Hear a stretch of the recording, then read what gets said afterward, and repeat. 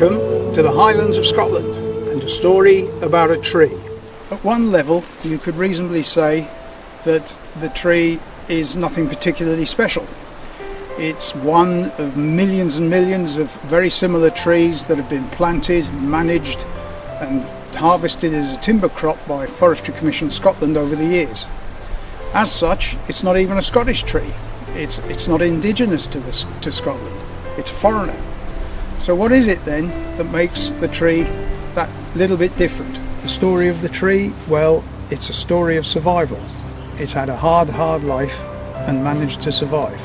Its troubles started one dark and stormy night when the shallow root structure of the tree was unable to stand the wind pressure any longer, and down it came.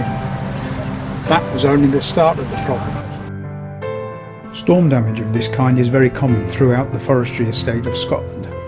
In the vast majority of cases, it is the end of the story as far as the tree so affected is concerned. But not every tree succumbs, as we will see shortly. But we're getting ahead of ourselves a little bit here. First of all, where are we? Well, this is Fort Augustus.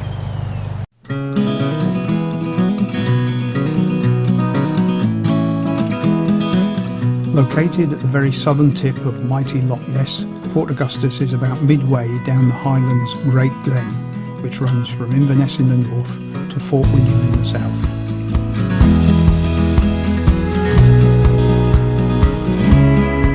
However, the subject of our story isn't in Fort Augustus.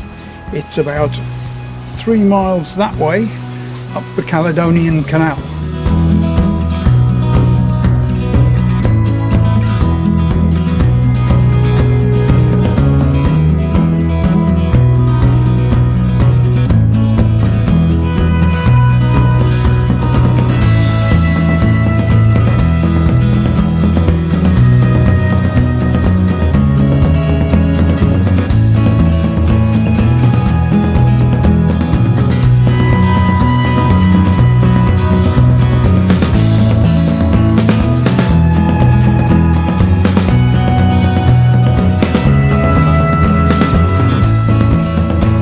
This is Kytra Loch, and that just up there is, which I'm reliably informed is pronounced Torr Dhuin, from the historic Gaelic that was the language of Scotland many years ago. It still is to some extent, which translates, I'm less reliably informed, into Heap Fortress. Now that might sound slightly strange. It'll make a lot more sense when we get just up there and I introduce you to not only the Pictish fort but the subject of our film, the tree. Before we get to the tree and the adjacent Stone Age fort, a few details of the tree itself and its history.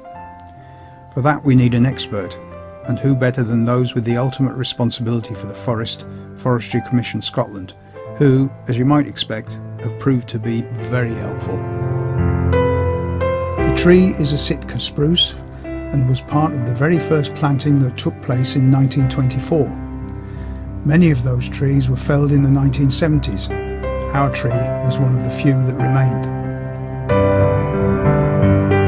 It was something of a biblical storm on January the 25th, 1991 that proved too much for the tree, which by then was something of a pensioner at the age of 67. And so, for the last 26 years, the tree has been recumbent, but not dormant. Over those years, it has been busy, as we will see shortly. So, okay, that's Torr Dhuin. Honestly, okay, it's not Stonehenge, I know, but from a strategic point of view, you can understand why our Pictish cousins will have chosen this spot for their fortress. That's 200 feet straight down, very little chance of getting attacked via the back door, and commanding the high ground in all other directions. You've got to understand that Forestry Commission's finest weren't here in those days. Imagination's a wonderful thing.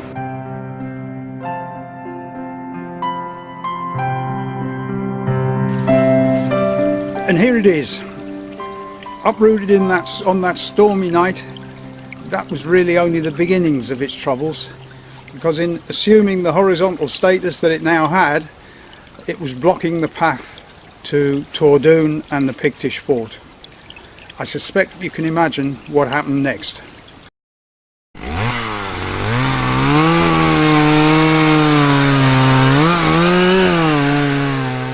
You would be forgiven for assuming that would be the end of the story as far as the tree was concerned.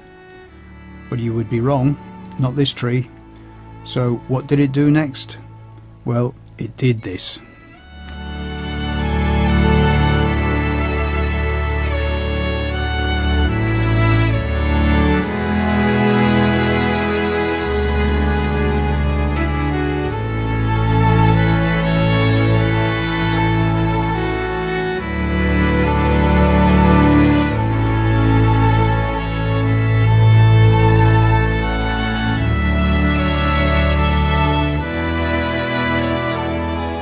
Isn't that remarkable?